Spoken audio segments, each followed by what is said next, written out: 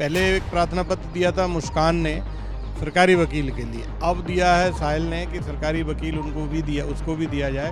दोनों के प्रार्थना पत्र लेके जिला विधिक सेवा प्राधिकरण को हमने भेज दिए हैं। इस प्रवृत्ति का वो पहले नहीं था, मुस्कान की संगत में आया, नशे की लत में लगा, उसके पिता ये जिक्र कर रहे हैं और अभी उसका क्या व्यवहार है। अब वो अपने केस के बारे में ज़्यादा सोच रहे हैं कि कैसे जेल से बाहर निकला जाए और सरकारी वकील कब आएगा। ये जो तमाम थियरीज अब सामने आ रही है, धीरे धीरे जो परतें हैं वो खुलती हुई नजर आ रही है। इस वक्त मैं मौजूद हूँ वरिष्ठ जेल अधीक्षक वीरेश राज शर्मा के साथ, जिन्होंने जानकारी दी है कि किस तरीके से रात भर जो है मुस्कान रस्तोगी बौखलाती रही बातचीत करने के लिए साहिल से, हालांकि उससे बातचीत नहीं करने दी गई। सर, सबसे पहले बहुत स्वागत आपका। क्या बिहेवियर है अभी जेल के भीतर? देखिए, जब आए थे तब संशय में, चिंता में और परेशानी में थे। अब धीरे धीरे हमारा जो नशा उन्मूलन केंद्र है तथा जो डॉक्टर्स ने दवाई दी है तथा बाहर के डॉक्टर बुला के जो काउंसलिंग की हम लोगों ने करवाई, उससे काफ़ी लाभ मिला है। अब धीरे धीरे जेल मैनुअल के अनुसार उनका जीवन और दिनचर्या कारागार में शुरू हो गई है। जहाँ तक आपने कहा कि उनका कैसा समय कट रहा है, मैं कहना चाहूँगा कि पहले एक प्रार्थना पत्र दिया था मुस्कान ने सरकारी वकील के लिए, अब दिया है साहिल ने कि सरकारी वकील उनको भी दिया, उसको भी दिया जाए। दोनों के प्रार्थना पत्र लेके जिला विधिक सेवा प्राधिकरण को हमने भेज दिए हैं और जल्दी ही उनको दोनों को सरकारी वकील मिल जाएगा। इससे लगता है कि अब वो नशे की लत से बाहर आ रहे हैं तथा अपने केस के बारे में सोच रहे हैं, जेल से बाहर निकलने के बारे में सोच रहे हैं। ये परिवर्तन आया है। पहले मुस्कान ने सिर्फ दिया था जो लेटर है आपको, और इसके बाद अब साहिल ने भी दिया है। साहिल के लेटर में क्या कुछ मेंशन उसने किया? उसके लेटर में ये है कि मुझे भी सरकारी वकील दिया जाए, क्योंकि मेरे घर वालों ने अभी तक मुझसे मुलाकात नहीं की है। अतः मुझे लगता है कि मुझे कोई वकील निजी वो लोग नहीं करेंगे। अतः मुझे जो है एक सरकारी वकील दिया जाए, जिसकी प्रक्रिया हम लोगों ने शुरू कर दी है तथा हम लोगों ने भेज दिया है। जो साहिल के पिता है नीरज, उनसे जब हमारी बातचीत हुई तो उन्होंने कहा कि इस प्रवृत्ति का वो पहले नहीं था, मुस्कान की संगत में आया, नशे की लत में लगा, उसके पिता ये जिक्र कर रहे हैं और अभी उसका क्या व्यवहार है, कैसा व्यवहार है अंदर? देखिए, हमारे कारागार में जो कोई बंदी निरुद्ध होता है तो हम उसके परिजनों या परिवार के बारे में या बैक हिस्ट्री या केस के बारे में प्राय चर्चा नहीं करते हैं। मैं सिर्फ इतना कहना चाहूँगा कि हमारी जो व्यवस्था है उसके अंतर्गत हमें सुरक्षा उनको देनी है, चिकित्सा सुविधा जितनी आवश्यक है वो देनी है, वो हम उनको दे रहे हैं, और यदि काउंसलिंग की ज़रूरत है वो देनी है, वो भी हम दे रहे हैं। तो हम अपने सीसीटीवी कैमरे के माध्यम से, बंदी रक्षकों के माध्यम से, स्टाफ के माध्यम से, डिप्टी जेलर्स के माध्यम से पूर्ण सुरक्षा में उनको रखे हुए हैं।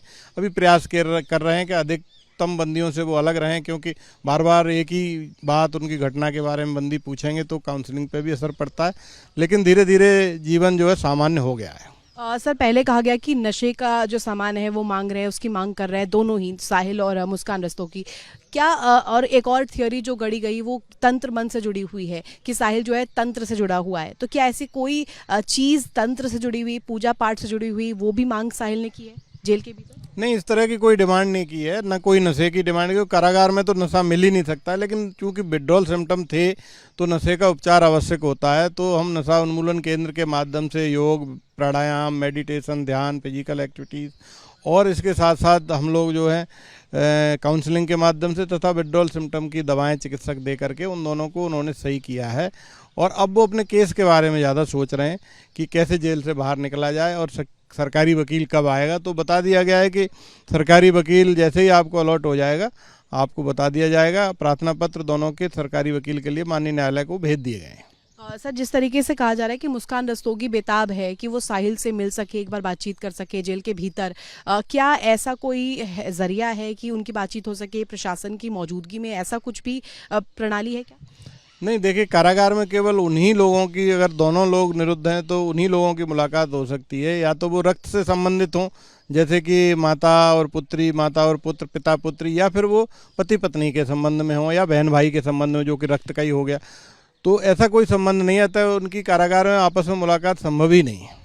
संभव ही नहीं है। लेकिन इसके अलावा कई जो थ्योरीज है जो जुड़ती जा रही हैं, चाहे तंत्र मंत्र हो, ड्रम हो, सीमेंट हो, हथियार हो, तो क्या जो अंदर कैदी है वो तो खैर अलग ही होंगे, लेकिन जो कारागार में मौजूद अधिकारी है, उनसे जो महिलाएं मौजूद रहती है बैरक में, उनसे क्या मुस्कान ने कुछ बातचीत की है?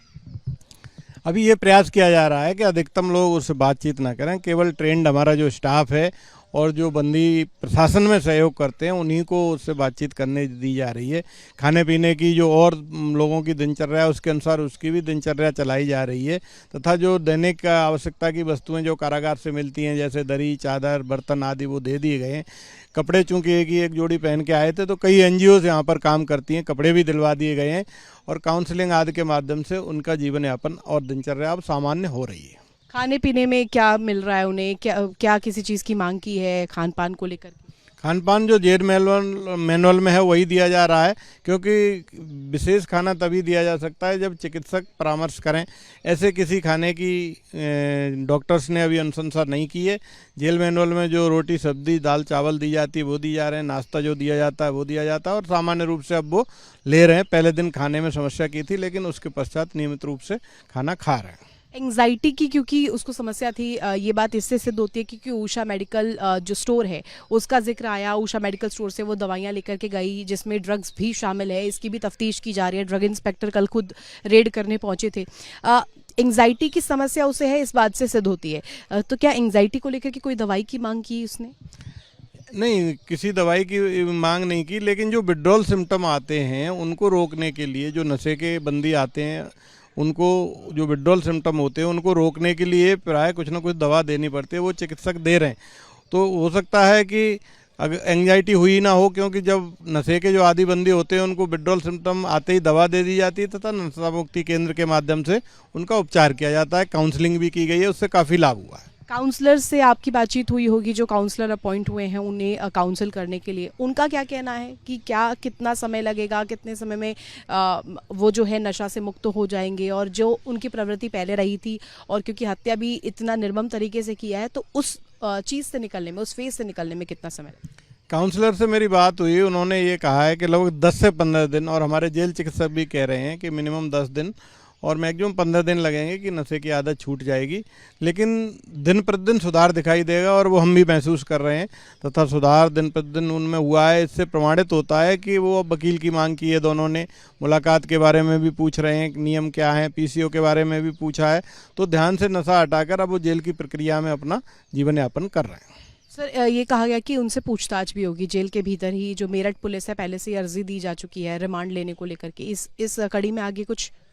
अभी तक कोई इस तरह का प्रार्थना पत्र हमें प्राप्त नहीं हुआ है पुलिस की तरफ से। यदि माननीय न्यायालय की अनुमति से कोई प्रार्थना पत्र प्राप्त होता है तो नियमानुसार उनसे पूछताछ की अनुमति दी जाएगी। यदि रिमांड होती है तो नियमानुसार माननीय न्यायालय के आदेश का पालन करते हुए उनको अनुमति दी जाएगी।